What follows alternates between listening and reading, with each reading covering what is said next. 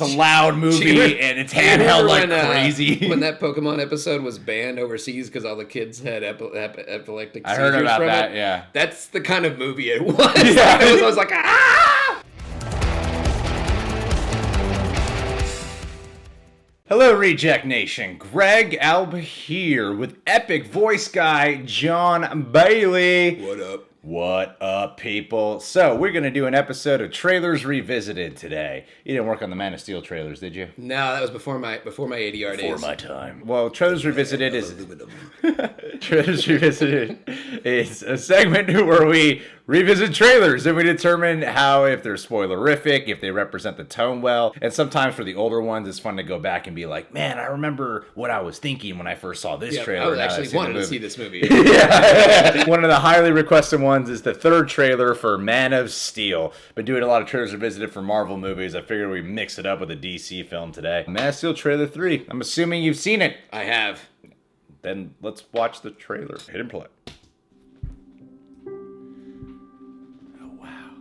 Yeah, I love this score. I work out to it. 5 minutes. This is the kind of music I think of about Superman. Hopes and dreams travel with you. He'll be an outcast. They'll kill him. How? This is the scene, except it's a lot louder. They basically showed the whole first section of the movie. There's so much more chaos going on. They make that seem really They calm. did cut the part where he's like, "Your name is Aurelius Maximus." Of a child dreaming of something other than what society had intended. What if a child aspired to something greater? Oh, yeah. This was a sick-ass trailer. My son was in the bus. He saw what Clark did. He peed his pants. You're the answer to are we alone in the universe? Am I still here, son? Just keep pretending I'm your son. Oh, that's a line, yeah. You're my son. If you build it. Believe that you were sent here for a reason. And even if it takes the rest of your life, you owe it to yourself. This is such a good song. That reason is. How do you find someone who has spent a lifetime covering his tracks?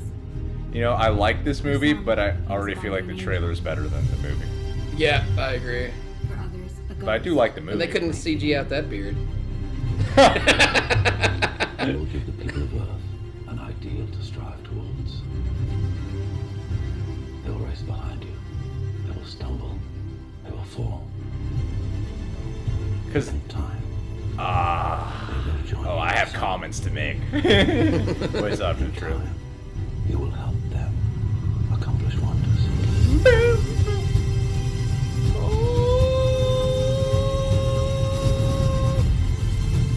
Because this still feels like Superman in a lot of ways, you know? This feels way too upbeat and way too positive. Yeah. That's my favorite line. My father believed if the world found out who I really was, they'd reject me. He was convinced that the world wasn't ready. This is a fascinating trailer. What do you think? Was that everybody's favorite thumbnail of Superman? What's the S stand for? Shit. It means I'm the shit. He's like, "Burp, burp."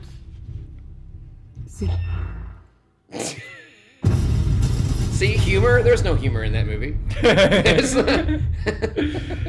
Okay. That was, let me get my thoughts together for 1 second. That's a fascinating trailer because it's in the movie and it doesn't necessarily misrepresent the movie. I mean, it represents the movie, but it's the Reader's Digest version of the entire movie. It's the positive, because this is not a dark and brooding version that the movie is. This looked like it would have the right blend of a more toned down especially realism. the music makes you all, he's it like feels like you're watching a Superman. Oh, it's old school. Like, yeah, you get that vibe in this trailer. And the other thing, too, is the way the trailers lay the clips make it look like it's going to play out in linear fashion. That's exactly what I was thinking, too. Where, they literally played from scene to scene to scene to scene. They kind of give away that Lois is going to figure out who he is. They show the entire origin part of the thing. Yeah. Well, in terms of like the parts where he's a kid and he's growing up and then he finds a spaceship, Like, this movie actually does a thing where it goes from his time in the present and then it cuts to flashbacks. It's hard to communicate that in a trailer. Yep. This makes it look like it's going to play out, okay, he's a baby, he grows up. Yep. And then you feel the adventure Right. instead of you're watching this weird structure And in it the looks movie. so bright and colorful and like positive. Yeah. And they don't show any neck cracking or like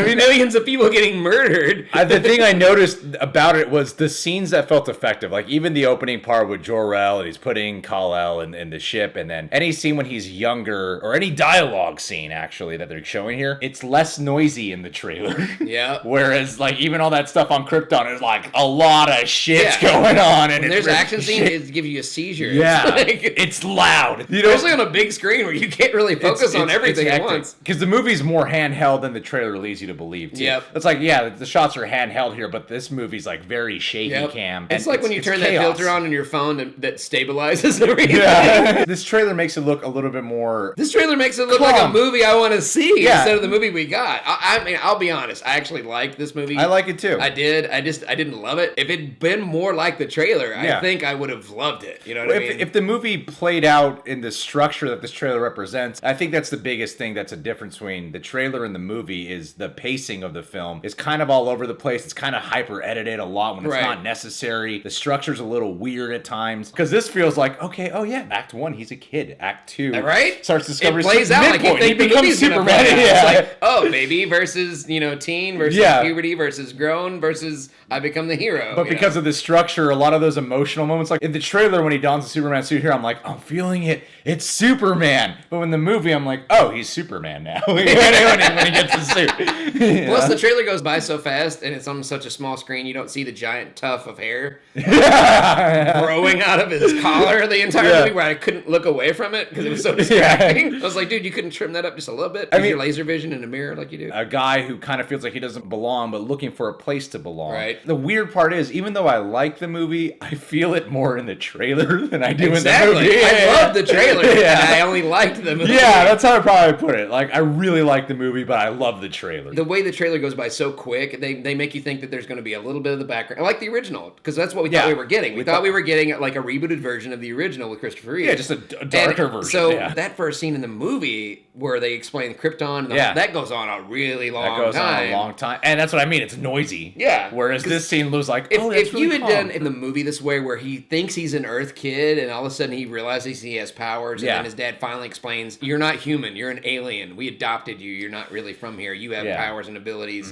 and I'm going to teach you to use them the right way and be responsible." If they'd done it that way, I think I would have liked it a lot better. But instead, it was just Yeah. kind of all over the place. a Yeah, little bit, you they don't know? let the scenes play out, and this gives you Right. the impression that scenes will play out, and that's why I really harp on the opening scene of this, because even in the movie, there's so much chaos and so much noise, you don't even really feel the effect of that scene. Right. But here, you feel it. You feel Jor-El's words. But in the movie itself, I gather the information. Actually, now that I think about it, I may have worked on something for this, but I think in the really? original version, it was more of an homage to the original. They were looking for it sounded like Brando? Marlon Brando. They Yeah. were looking for a Marlon Brando kind of voice to kind of like give a nod to what was going to happen. Oh, okay. And then you go into the new stuff, and I think that didn't work out right because people got confused. Because they kind of did that with Superman Returns. yeah, they had It just- Marlon Brando come back. It didn't Yeah. really work very well. No. But some cool things about this trailer, though, that I really do like, too. Other than showing, like, a lot of the first half of the movie, it's not really spoiler heavy on everything that goes on with Zod. Right. The stuff that goes on They with show you the action, Lois. but they show it like super quick. Yeah, you, yeah. You have to go frame by frame to really see what's going on. It's very Clark Superman based, Right. which I appreciate. So it did leave a mystery into how is this going to be executed. It's not like the BVS second trailer, Oh, which yeah. shows you everything. Yeah. This trailer actually does leave a good mystery and intrigue. So yeah, because I there's a respect lot more in the movie Yeah. because it's like a million years This is long. a sick ass I trailer. remember the only thing I didn't like about this movie was realizing that Lois was not going to be brunette.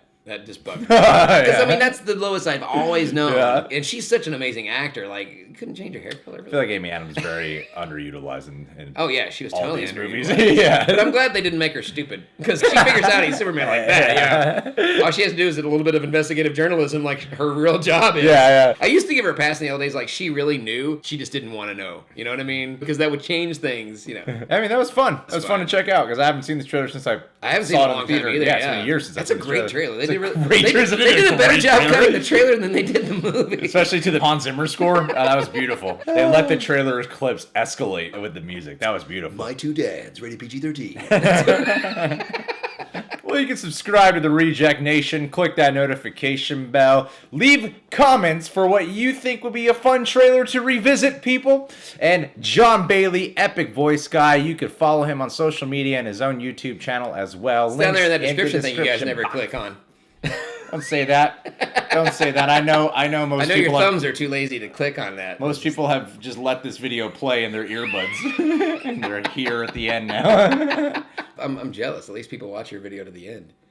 They're not really watching. They're waiting for it to end.